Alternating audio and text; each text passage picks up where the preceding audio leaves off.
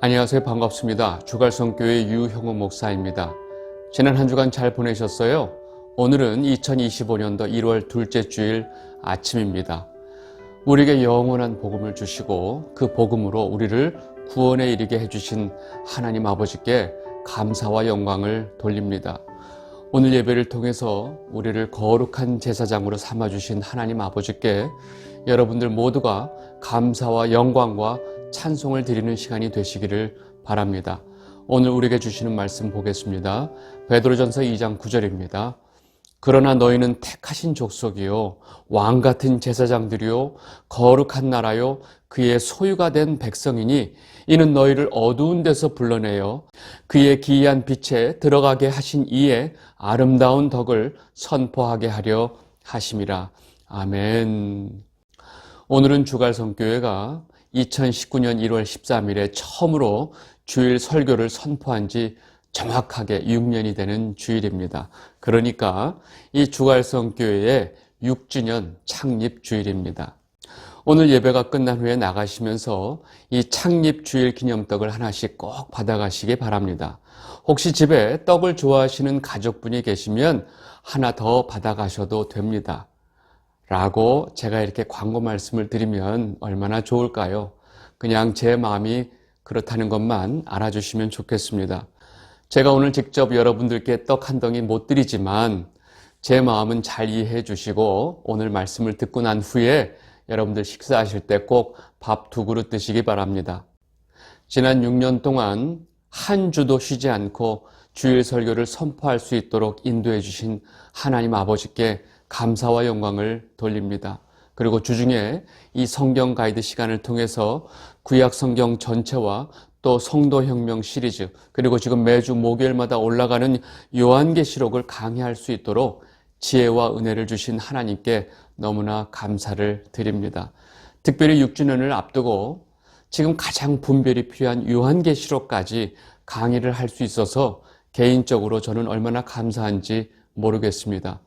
그리고 지금까지 영상을 보실 때마다 언제나 주갈성교회와 저를 위해서 기도해 주시고 또 헌금으로 후원해 주신 이 주갈성교회 성도분들에게 감사의 마음을 전합니다.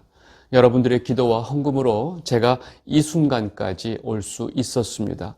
앞으로도 제가 지치지 않고 더욱 담대하게 예수 그리스도의 복음을 전할 수 있도록 그리고 주갈성교회의 말씀을 통해서 많은 영혼들이 이 올바른 복음을 깨달을 수 있도록 여러분들의 많은 관심과 기도를 부탁드립니다.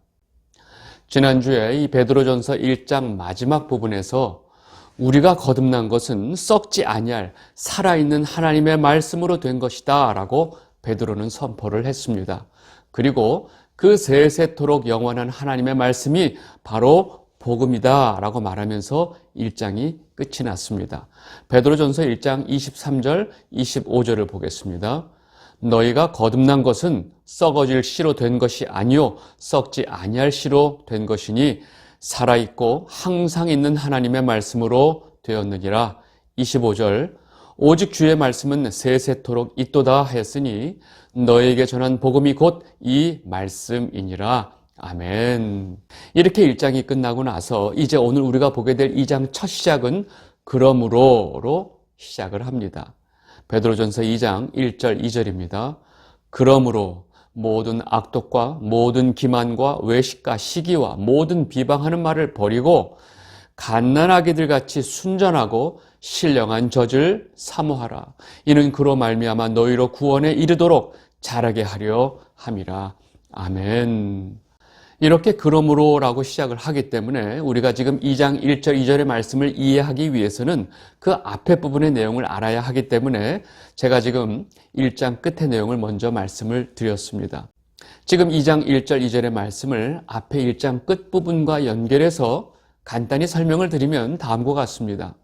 너희는 영원하고 살아있는 하나님의 말씀, 즉 복음으로 거듭났기 때문에 너희는 모든 악한 것들을 버리고 갓난아기처럼 순전하고 신령한 젖을 사모해라. 그것이 너희를 구원에 이르게 하기 때문이다 라고 지금 베드로가 말하고 있습니다.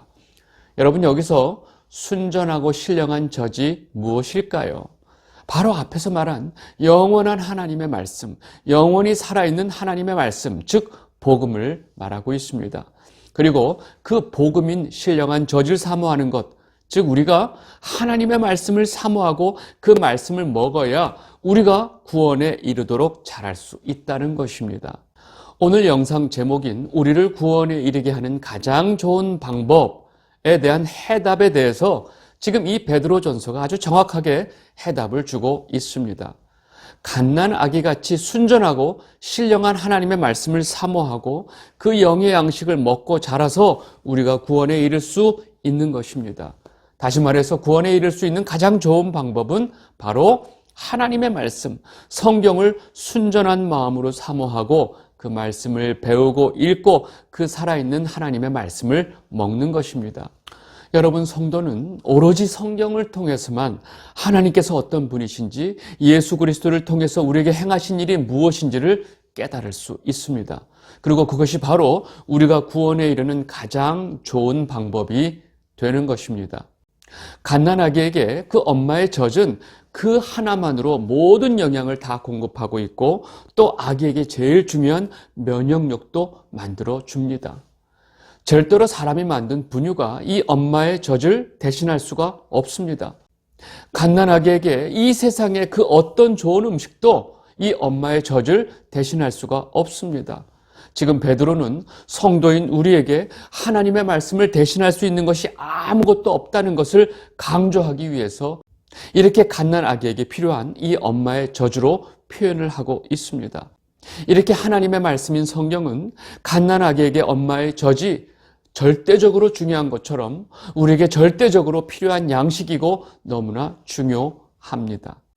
성도가 하나님의 말씀을 사모하는 마음으로 그 말씀을 듣고 배우면서 복음이 무엇인지 알아가는 것처럼 중요한 것이 없습니다. 여러분, 교회라는 말의 이 교자는 가르칠 교자고 회자는 모일 회자입니다. 다시 말해서 성경을 가르치고 배우기 위해 모이는 것이 바로 교회입니다. 주일날 성도들이 모여드리는 예배는 성도들 모두가 우리 삶에 가장 중요하신 분이 하나님이심을 고백하고 우리에게 예수 그리스도를 통해서 구원의 은혜를 주신 그 하나님 아버지께 감사와 영광을 돌리는 시간입니다. 그러니까 성도들이 하나님 아버지께서 주신 구원의 은혜가 무엇인지, 그리고 어떻게 예수 그리스도를 통해서 우리가 구원을 받았는지 깨닫고 알아야 비로소 하나님께 온전한 예배를 드릴 수 있는 것입니다. 만약에 성경 말씀을 통해서 하나님을 제대로 알지도 못하고 우리가 어떤 구원의 은혜를 받았는지도 못하고 그렇게 알지 못하는 자들이 예배를 드리면 어떻게 될까요? 여러분, 그 예배는 다른 종교처럼 그저 나에게 복을 준다고 하는 어떤 신에게 복을 구하는 기복행위, 즉 미신적인 종교 행위가 되어버리고 하나님 앞에 우상숭배가 되어버립니다. 이 영상을 보고 계신 주갈성 성도 여러분, 여러분들 모두는 영원히 살아계신 이 하나님의 말씀을 날마다 사모하게 되시기를 바랍니다. 그리고 지난 6년간 제가 이 영상을 통해서 말씀드린 모든 이 구약 성경 전체 내용, 그리고 설교 내용들을 제가 책별로 다 정리를 해 두었습니다. 여러분들 유튜브 이 홈페이지에서, 주갈성 홈페이지에서 이 재생 목록으로 그 책별로 내용들을 상세히 보실 수가 있습니다. 여러분, 이 영상들은 여러분들이 하나님의 말씀, 이 복음을 바르게 알고 깨닫게 하기 위해서, 도움을 주기 위해서 다 만들어 놓은 영상들입니다. 이 영상들을 차분히 보시면서 여러분들 하나님의 말씀을 잘 이해하고 배우게 되시기를 바랍니다. 왜냐하면 이것이 바로 우리가 구원에 이르게 하기 위한 가장 좋은 방법이 되기 때문입니다.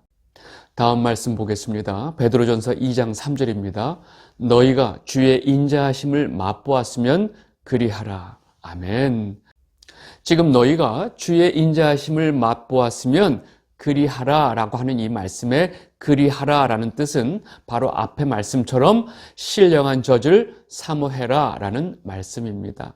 다시 말해서 하나님의 말씀을 사모하고 배우고 가르치는 일에 최선을 다해라 라는 말씀입니다.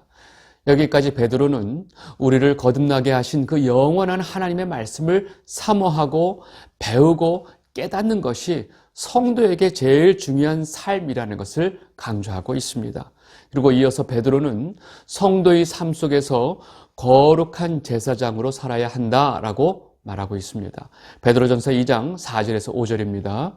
사람에게는 버림바가 되었으나 하나님께는 택하심을 입은 보배로운 산돌이신 예수께 나아가 너희도 산돌같이 신령한 집으로 세워지고 예수 그리스도로 말미암아 하나님이 기쁘게 받으실 신령한 제사를 드릴 거룩한 제사장이 될지니라.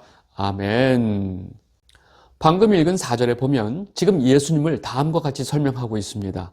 사람들에게 버린 바가 되었지만 하나님에게는 택하심을 입은 보배로운 산돌이라고 표현합니다. 그리고 이제 5절에 보면 너희도 산돌같이 신령한 집으로 세워지고 라고 말합니다.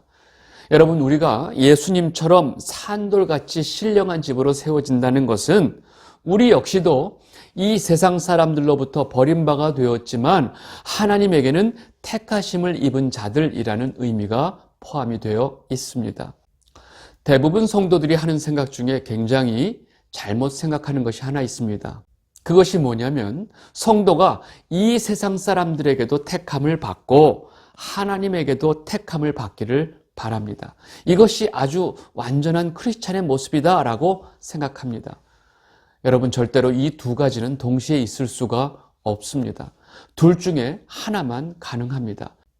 왜냐하면 이 세상에 택함을 받았다는 것은 이 세상과 친구가 되는 것이고 또 그것은 여러분들이 잘 알다시피 하나님의 원수가 되기 때문입니다. 이 세상 사람들에게 택함을 받든지 아니면 하나님에게 택함을 받든지 둘 중에 하나입니다. 성도가 두 주인을 섬기지 못하고 하나님과 재물을 겸하여 섬기지 못하는 것과 똑같은 원리입니다. 우리는 성도의 삶에서 이러한 영적인 원리를 분명히 깨달아 알고 잘못된 생각을 하지 않게 되시기를 바랍니다.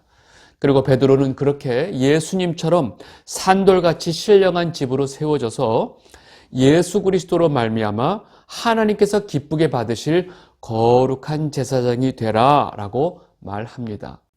여러분, 우리가 어떻게 거룩한 제사장이 될 수 있을까요? 여기서 이 구약 시대의 성도들과 신약 시대의 성도들의 가장 큰 차이가 있습니다. 구약 시대는 하나님께 제사를 드리고 그 제사를 주관했던 제사장 직분이 분명히 존재했던 시대입니다. 하나님께서는 이스라엘 그 12지파 중에 레위인들만이 제사장을 섬길 수 있도록 했습니다. 본인이 하고 싶다고 하고 또 하기 싫다고 안 할 수 있는 것이 아니었습니다. 레위인이 아니면 절대로 제사장을 할 수 없었고 레위인이면 반드시 나이가 되어서 제사장의 일을 해야만 했습니다. 그리고 그 제사장은 하나님과 이스라엘 백성들 사이에 중보자의 역할을 했습니다. 죄를 지은 백성이 제사장에게 가면 제사장은 그 사람이 제물로 가져온 동물에게 그 죄를 안수를 통해서 죄를 전가시킵니다. 그리고 제사장은 그 죄가 전가가 된 그 동물을 죽여서 하나님 앞에 제사를 드리는 역할을 했습니다. 여러분, 그 제사를 통해서 그 사람은 죄가 사함을 받았고 그렇게 하나님과의 관계를 바르게 할 수 있었습니다. 여러분, 이것이 바로 제사의 목적이고 제사장의 역할이었습니다. 그런데 이스라엘 백성들이 구약시대 내내 지켜오던 그 동물 제사를 예수님께서 한 번에 단번에 하셨습니다. 히브리서 9장 11절에서 12절입니다. 그리스도께서는 장래 좋은 일의 대제사장으로 오사 손으로 짓지 아니한 것 곧 이 창조에 속하지 아니한 더 크고 온전한 장막으로 말미암아 염소와 송아지의 피로 하지 아니하고 오직 자기의 피로 영원한 속죄를 이루사 단번에 성소에 들어가셨느니라. 아멘. 이렇게 구약시대에는 하나님과 사람 사이에 제사장이 중보자의 역할을 했습니다.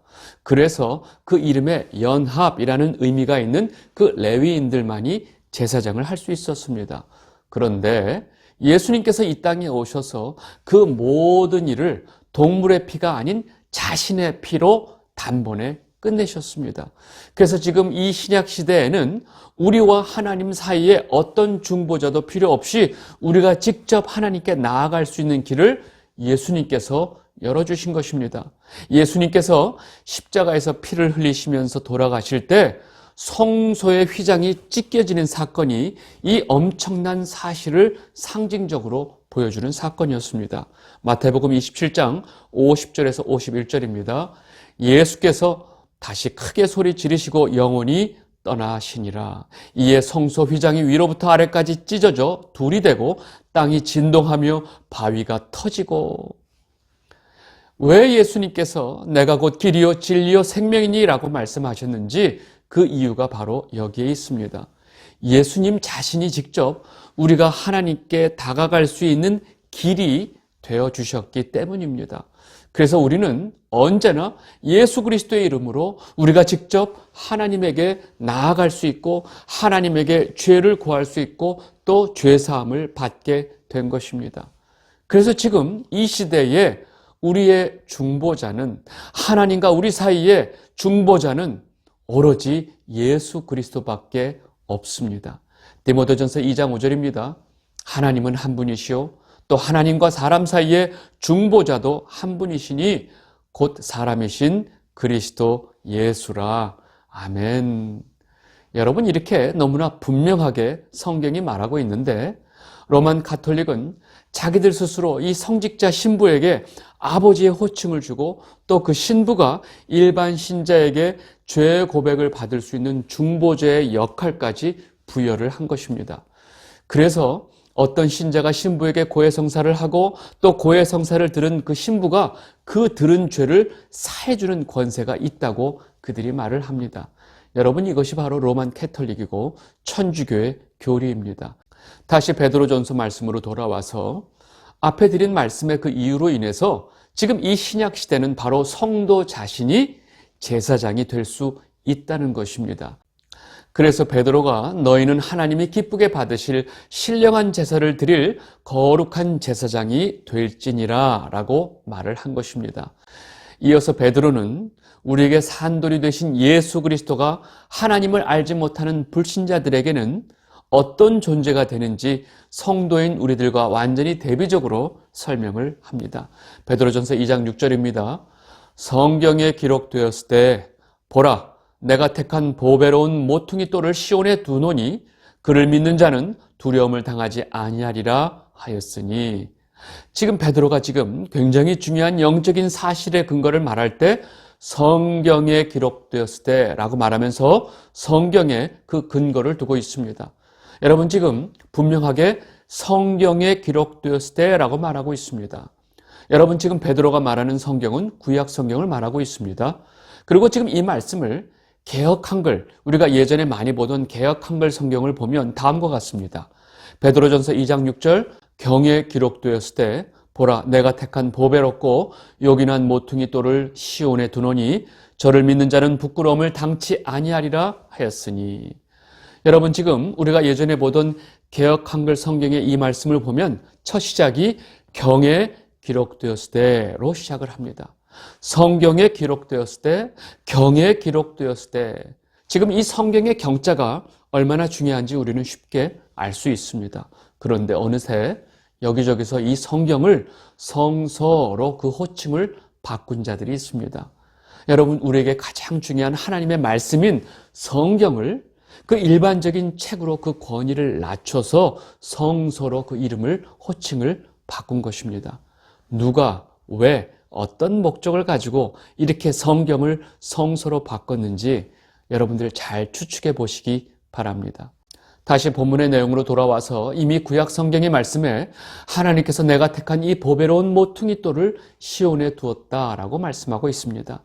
하나님께서 택하신 보배로운 모퉁이 돌은 우리가 잘 알다시피 예수 그리스도를 말하고 있습니다. 그리고 그 예수 그리스도를 믿는 자는 부끄러움을 당하지 않는다라고 지금 구약 성경을 인용하고 있습니다. 그리고 이어서 다음 말씀을 보겠습니다. 베드로전서 2장 7절에서 8절입니다.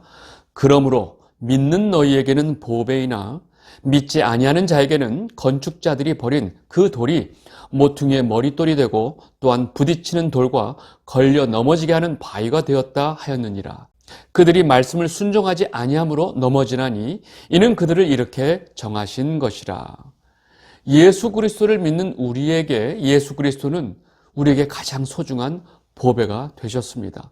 그러나 예수님을 믿지 않는 자들에게는 예수님께서 그들에게 부딪히는 돌이고 넘어지는 바위가 되셨다는 것입니다. 예수님이 말씀하신 그 복음과 예수님의 존재로 인해서 그들이 하나님 앞에 죽을 죄인이라는 사실이 드러났기 때문입니다. 그래서 그들은 예수님을 자신들의 삶의 가장 큰 방해 요소로 여긴 것입니다. 그리고 그들은 예수님을 십자가에 못 박았습니다. 그러나 이건 역시 그들이 그렇게 하도록 하나님께서 정하셨다는 사실입니다. 예수님을 자기 인생의 걸림돌로 여기는 자들은 예수가 자기들에게 유익이 되느냐 안 되느냐에만 관심을 갖고 이 모든 일을 행했던 것입니다. 그러나 우리에게 예수 그리스도는 그 무엇과도 바꿀 수 없는 보배가 되시는 것입니다. 그래서 예수 그리스도를 보배로 여기는 자들을 베드로가 다음과 같이 설명을 합니다. 베드로전서 2장 9절입니다. 그러나 너희는 택하신 족속이요 왕 같은 제사장들이요 거룩한 나라요 그의 소유가 된 백성이니 이는 너희를 어두운 데서 불러내어 그의 기이한 빛에 들어가게 하신 이의 아름다운 덕을 선포하게 하려 하심이라. 아멘. 우리는 택하신 족속이고 왕 같은 제사장이고 거룩한 나라이며 그의 소유가 된 백성입니다. 우리를 그렇게 왕 같은 제사장으로 삼으신 이유는 어둠 속에 죄인이었던 우리를 불러내셔서 기이한 빛 가운데로 들어가게 하신 그 하나님 아버지의 아름다운 덕을 선포하게 하기 위해서입니다. 그 하나님의 아름다운 덕이 무엇일까요? 바로 우리를 위해 이 땅에 예수 그리스도를 보내주시고 그 예수 그리스도를 통해서 우리에게 다시 생명을 주시는 구원을 베풀어 주신 것입니다. 하나님께서 창세전에 계획하신 우리를 향한 그 모든 은혜가 바로 하나님의 아름다운 덕입니다. 그래서 우리는 복음이신 예수님과 그 예수님의 부활을 증거하는 증인으로 살아야 합니다. 그렇게 예수님과 예수님의 부활을 증거하는 것이 바로 하나님 아버지의 아름다운 덕을 선포하는 것이기 때문입니다. 이 영상을 보고 계신 주갈성 성도 여러분, 거룩한 주일 아침에 이 베드로 말씀을 통해서 우리가 예수 그리스도의 증인으로 사는 것이 바로 하나님 아버지의 아름다운 덕을 선포하는 것임을 깨달았습니다. 그리고 여러분 모두가 택하신 족속이고 또 왕 같은 제사장이고 거룩한 나라이며 그의 소유된 백성이라는 사실을 분명히 깨닫게 되시기를 바랍니다. 그것이 바로 우리를 어두움에서 불러내어 빛 가운데로 인도하신 그 하나님 아버지의 뜻이기 때문입니다. 여러분 모두 올 한 해 동안 하나님 아버지께서 우리에게 주신 이 귀한 사명을 잘 감당하시는 하나님의 소유된 백성이 되시기를 진심으로 바랍니다. 오늘 말씀은 여기까지 하도록 하겠습니다. 감사합니다.